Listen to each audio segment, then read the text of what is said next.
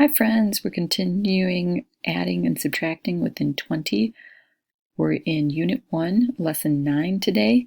I can learn strategies to add 3 or 4 one-digit addends. We already know what addends are, but what does one digit mean? One digit is anything 0, 1, 2, 3, 4, 5, 6, 7, 8, 9. All of those basic numbers are made with one digit. When we get to 10, all the way to 99, those two numbers next to each other to make up that number mean they are two-digit numbers. And 100, 101, 102, everything up to 999 are three-digit numbers, and so on. So if there's three numbers next to each other that determine a value we're trying to represent, then that is a three-digit number. So we will get back to this. You might want to pause and see if you can check your understanding, if you have any strategies first on how to do this, and we'll come back at the end to see our success criteria for that.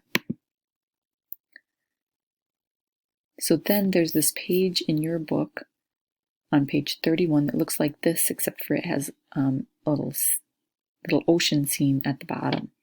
So this one's called Diving Deep and Swimming Up. So you might take a piece of paper. It doesn't have to be a colored piece, but this is easier for you to see on the screen right now. So you take a little piece of paper and you cover the solutions, and you think, okay, 11 minus 6 equals 5. And you move it down. And then you go 12 minus 7, 5. And you see how quickly you can come up with the solutions to these, and you keep diving deeper and deeper as you come up with the solutions. And then you can swim back up one by one by one as you get to the bottom. So you can do that with this column, with this column, and with this column. So how are all of these columns alike? All the exercises involve an unknown partner or addend. So you can see here, 11 minus 6 equals 5. This was one of the partners. The total in a subtraction problem comes first. We're taking away one part to get the other part.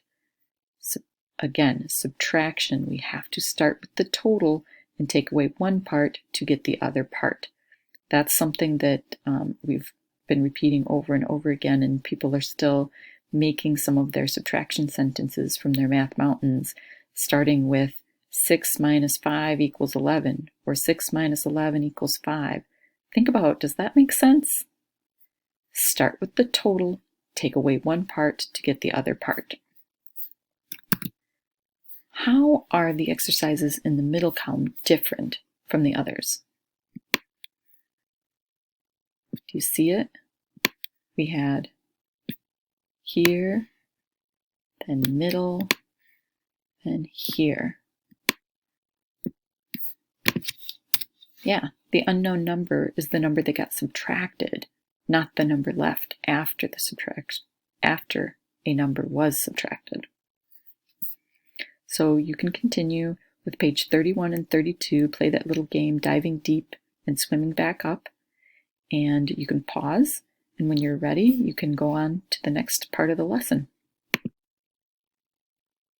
Here we are, we've got 3 one-digit numbers. 6 is a one-digit number, 2 is a one-digit number, 8 is a one-digit number. That's just a fancy way of saying one symbol is the total of that amount.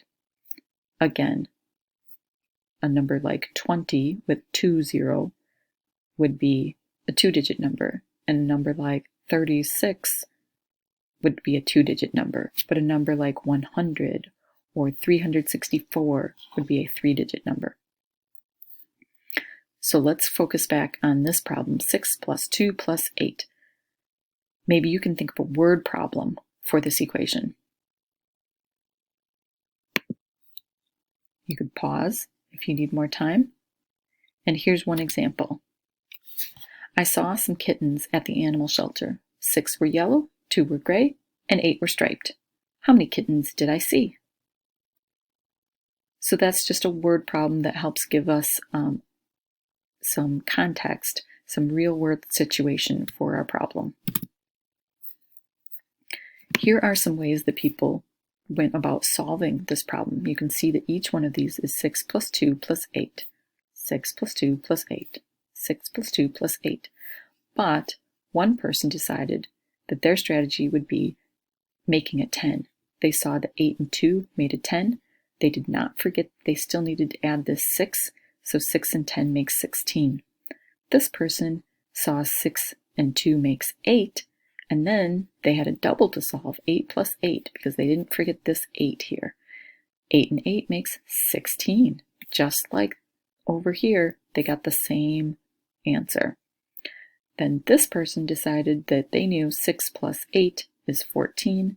Maybe they did a double plus 2, like 6 plus 6, and 2 more is 14. And then don't forget to add this 2 to make 16. So you have to make sure to add all three numbers. Each person came up with the same answer of 16, no matter which two numbers they started with.